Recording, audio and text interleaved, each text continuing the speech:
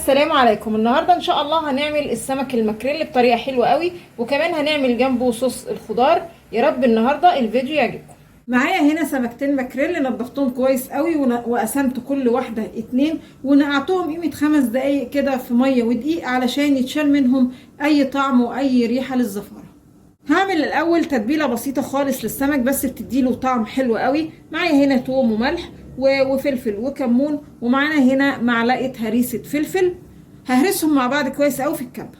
بعد ما هرست مكونات التتبيله هنزل عليها كده بعصير ليمون ومعلقه كده خل تفاح، وبعدين ابتدي اتبل بقى السمك بالتتبيله.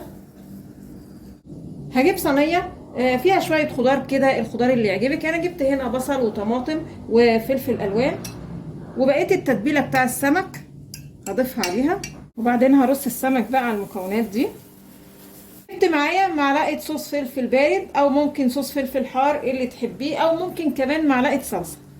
هضيف عليها كده معلقتين كبار زيت زيتون واخلطهم قوي بقى مع بعض كده، وبعدين ادهن كده وش السمك، وباقي الزيت هرشه كده على باقي الخلطه.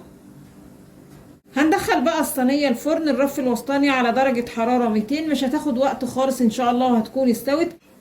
السمك خلاص كده جاهز. عايزه اقول لكم ريحته وشكله تحفه جدا.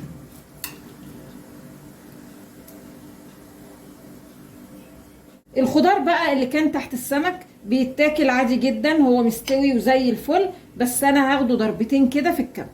ضربت المكونات بقى مع بعضها، الخضار يعني اللي كان تحت السمك.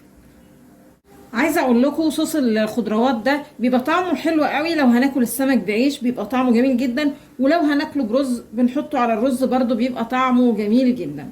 وهو ده الفيديو النهارده، يا رب يكون عجبكم. ولو عجبتكم طريقه السمك فضلا الاشتراك في القناه.